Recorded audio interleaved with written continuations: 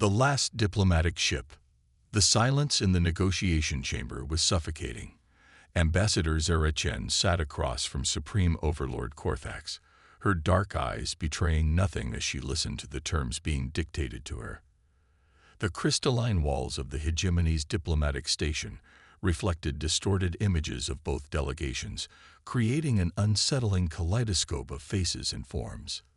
"These are our final terms," Korthax's translator droned, converting the Overlord's subsonic rumbles into human speech. "Earth will surrender its jump drive technology. Human colonies beyond the Sigma barrier will be evacuated. Your species will accept protectorate status under the hegemony. In return, we will allow you to retain your home system and 3 colony worlds of our choosing." Zara's fingers traced the edge of her datapad, where the original terms of negotiation still glowed. When the hegemony had first contacted humanity 6 months ago, they'd spoken of mutual cooperation, of sharing knowledge, of a galaxy united in peace. Now those pretty words had evaporated like morning dew under a harsh sun. "You're asking us to abandon 70% of our colonies," Zara said calmly, "to hand over our only advantage in space travel, to essentially become your vassals." Korthax's 6 eyes blinked in sequence, a gesture Zara had learned indicated amusement. "We are not asking, Ambassador. We are informing you of the reality. The hegemony has ruled this galaxy for 12,000 years. Your species has been spacefaring for barely 3 centuries. This is the natural order." Behind Zara, her aide, Marcus Rivera, shifted uncomfortably. She could feel the tension radiating from her entire delegation. They'd known this was coming. Intelligence reports had warned them that the hegemony viewed humanity's rapid expansion as a threat. But they'd hoped, foolishly, perhaps, that diplomacy might prevail. "I need to confer with my government," Zara said. "You have 1 hour," Korthax replied, rising from his seat. His massive form, covered in chitinous plates that shifted color with his mood, towered over the human delegation. "After that, we will consider our generous offer withdrawn." As the hegemony delegation filed out, Zara activated her secure communication link to Earth. The face of President Elena Vasquez appeared on her screen, lined with worry and exhaustion. "They want everything, Madam President," Zara reported. "Our jump drives, most of our colonies, and effective submission to their rule. And if we refuse, they haven't explicitly stated it, but the implication is clear.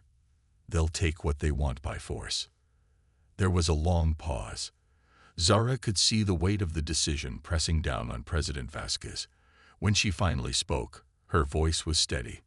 "Pack up your delegation, Ambassador. Humanity will not kneel." Zara closed her eyes briefly, then nodded. "Understood, Madam President. We'll depart immediately." 45 minutes later, Zara stood before Korthax one final time. The Overlord's plates had shifted to a deep purple. Anticipation, according to their cultural experts. "The United Earth government has considered your terms," Zara began, her voice carrying clearly across the chamber. "We must respectfully decline."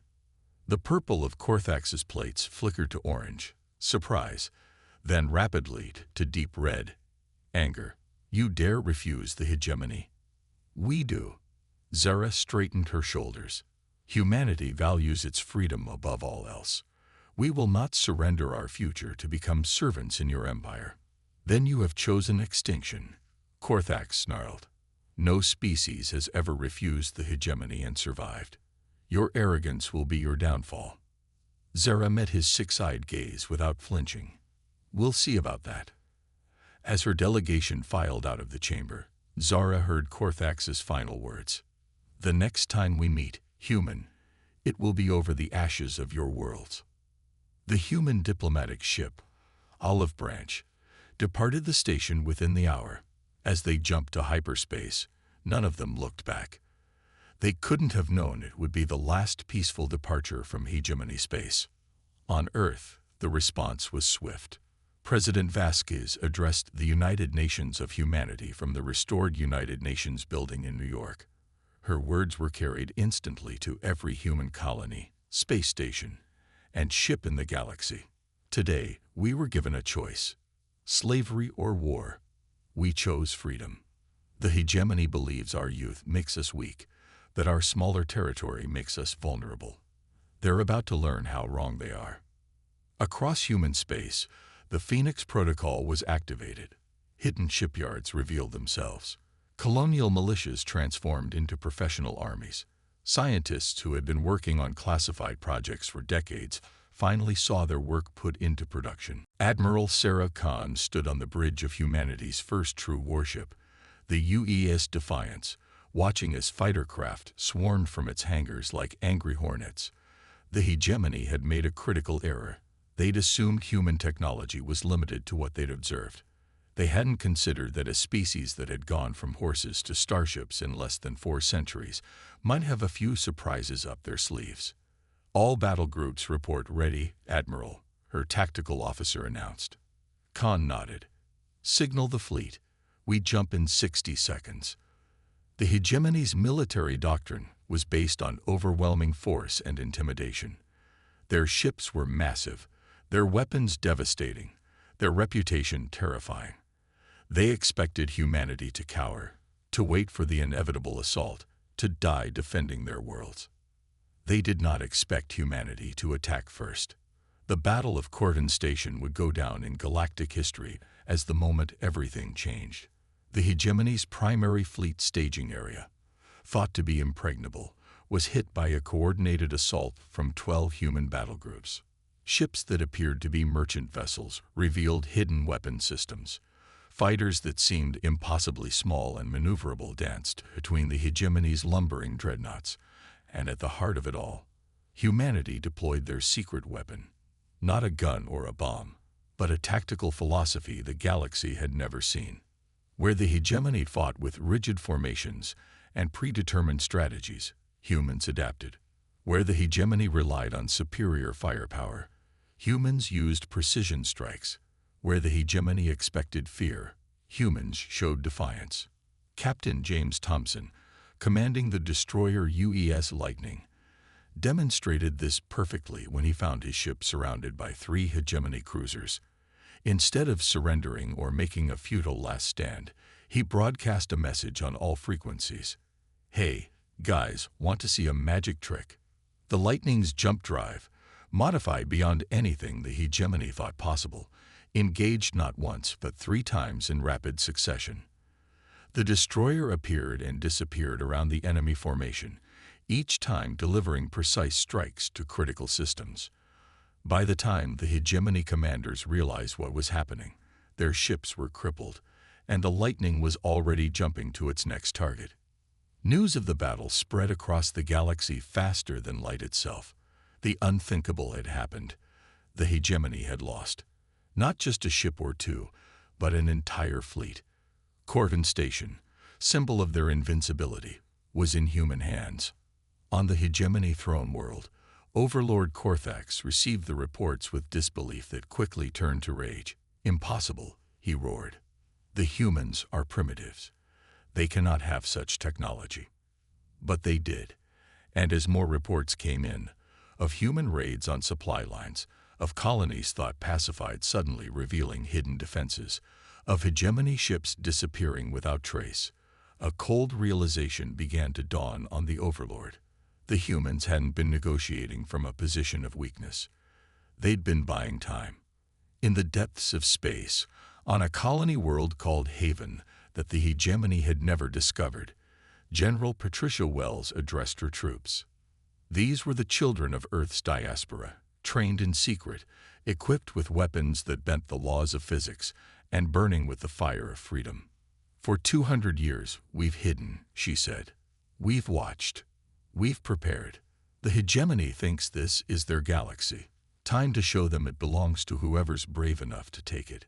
As human fleets emerged from hidden bases across the galaxy, as oppressed species watched in awe, and began to consider their own positions, as the mighty hegemony scrambled to respond to an enemy that refused to fight by their rules, one thing became clear. Humanity had not chosen war. But now that war had been forced upon them, They would wage it in a way the galaxy had never seen. The hegemony had expected to face another conquered species. Instead, they had awakened something far more dangerous. A young race with everything to prove and nothing to lose.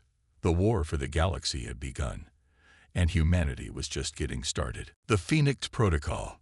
3 months after the Battle of Corvin Station, the galaxy hardly recognized itself.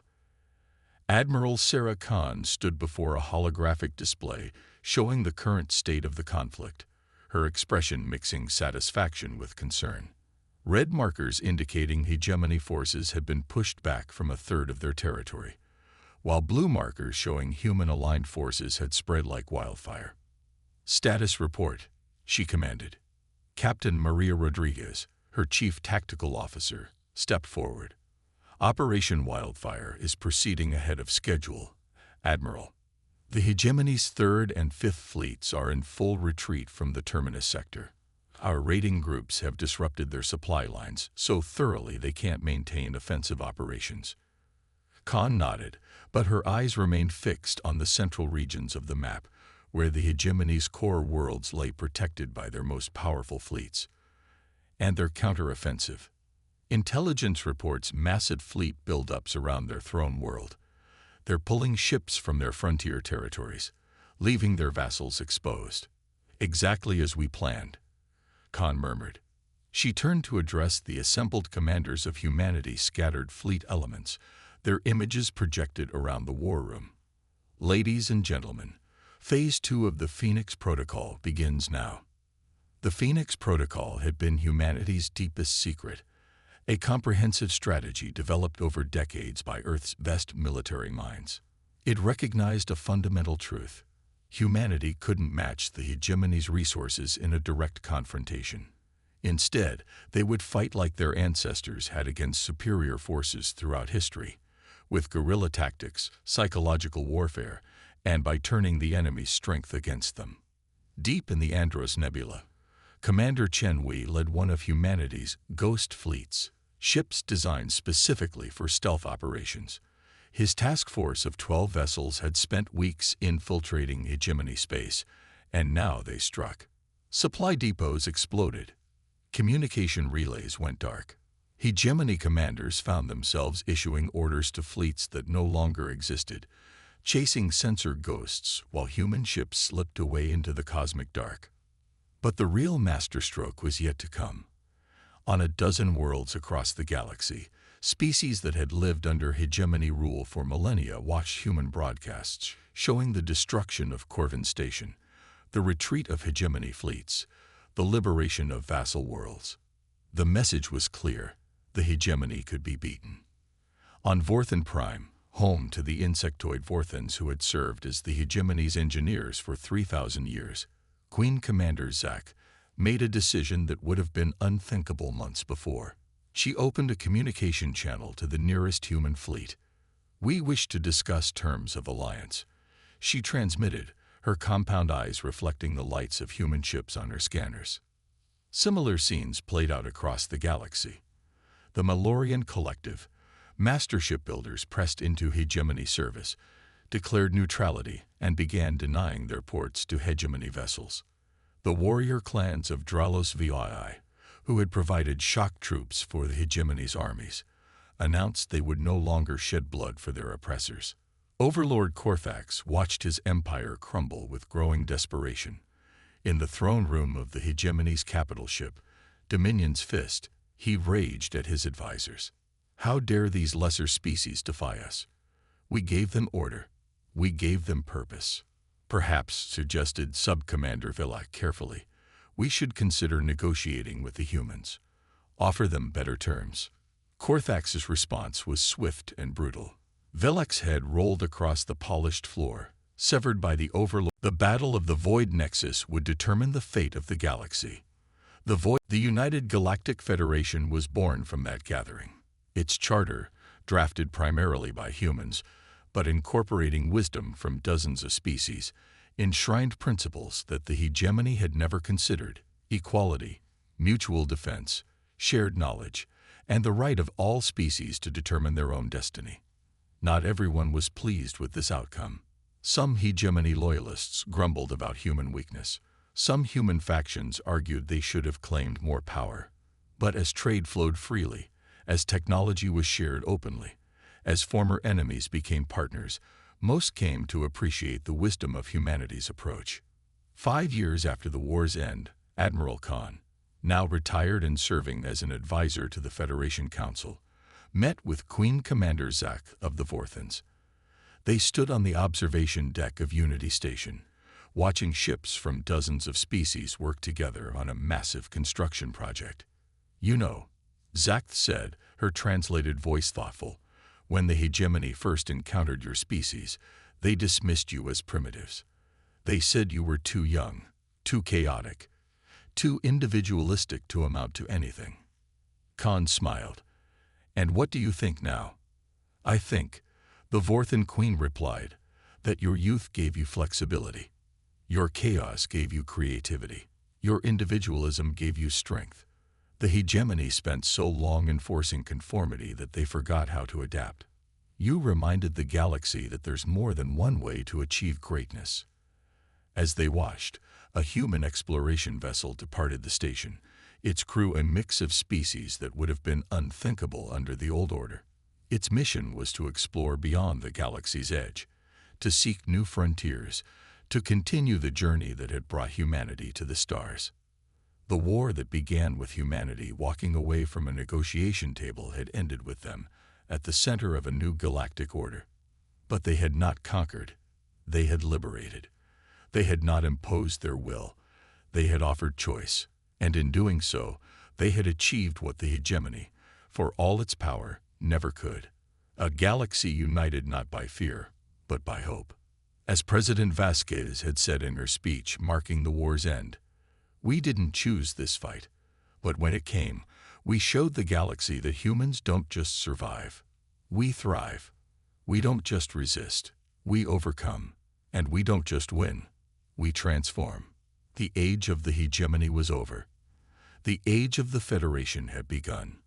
And somewhere among the stars, other young species looked to the example of humanity and dared to dream of what they, too, might achieve. The galaxy would never be the same.